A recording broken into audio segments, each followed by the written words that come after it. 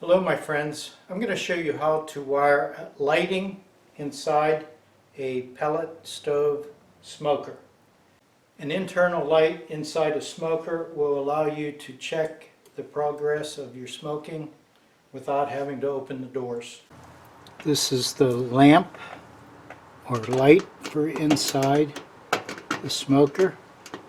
I'm going to measure this with my meter, see what the voltage is, or see what the resistance is, and then I have to clean the bulb and not touch it with my fingers. You don't want the oils and salts from your skin to get on the bulb. It'll create a hot spot and it will cause the bulbs to break or burn out.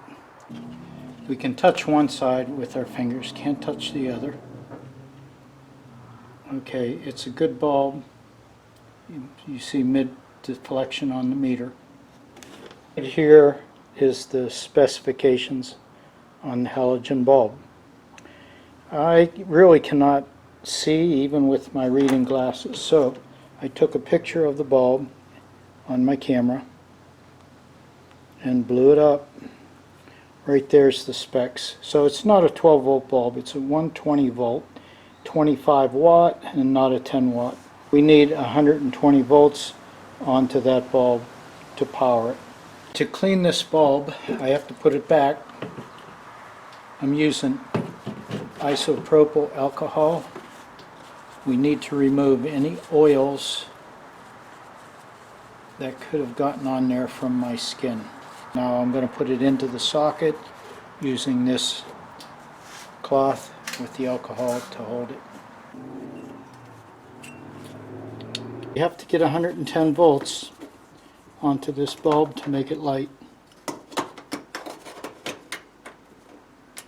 Here is the orange wire that's going to the light inside the smoker. And I hooked up a test lead to it with the probe. I plugged the unit in. I don't have the board turned on, but right here is the power coming in. I'm going to put the probe in onto the black, which is the hot, and that should put power to the light. Right there it is. So what we're going to do is cut this wire, splice into it, take that to a switch, connect the switch to the orange wire, and that should have the light working. This is an off-on switch. It's called a latch switch. And it's different from a momentary switch. Momentary switch, when you push the button, it makes momentary contact.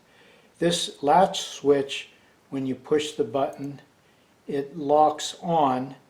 You push it a second time and it turns it off. The hole is going to be a 1/2 inch hole. That's what this diameter is.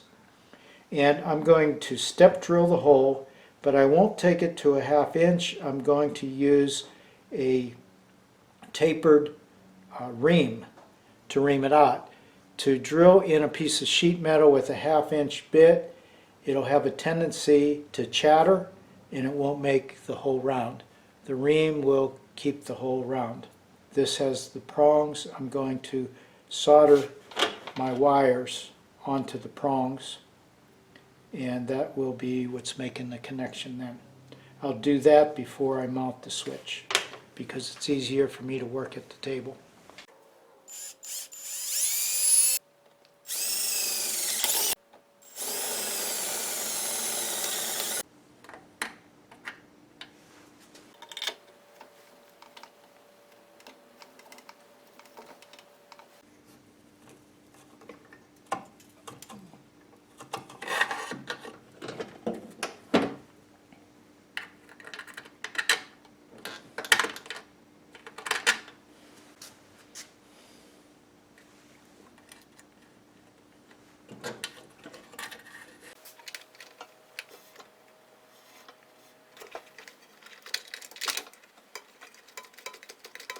Hooking this switch up. This is the orange wire, which is this one that goes to the light. Now I'm going to use a twist-on connector rather than crimped on. So I have that twisted on tight, and because there's possible mechanical motion, I'm also going to secure this with electrical tape so that it won't work its way off. Now this other connection, you see I have it longer and I have a permanent connection. I can always cut this to reconnect if I have to remove it. Now we need to pick the power up. That's this black wire. This is 110 volts. This goes to the power cord.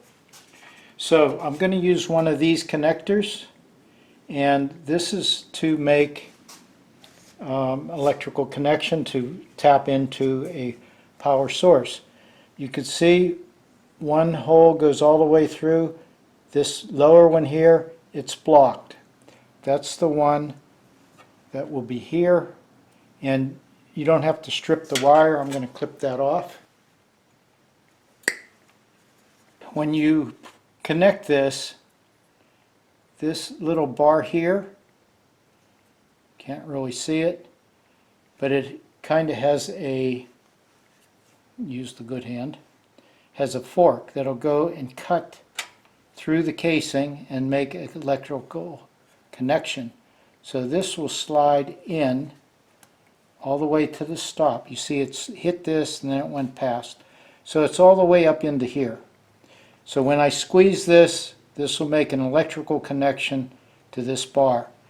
The other side here goes all the way through. Now that's going to snap across or snap into this wire here.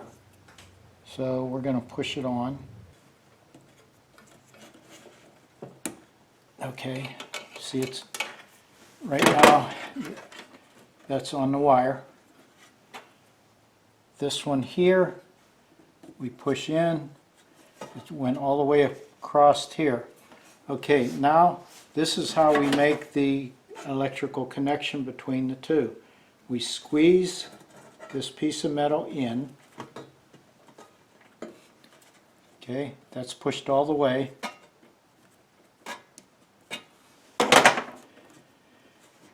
And this little bar that we pushed in makes a mechanical connection between the two wires. You cut through the insulation and connect it onto the copper, the frayed copper in there. Okay, now this point here will be live. That will have 110 volts. So we cover it with this cap right here. Now that sealed it. This point here, this is going to have 110 volt on it also. So we have to be careful that we don't touch. There's also hot places in here that shouldn't be touched. So this has to have the cover.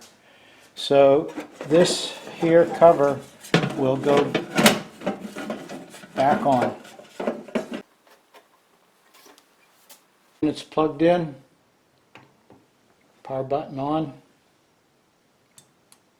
light on, light off. Now this is connected. I do not have to have this unit on.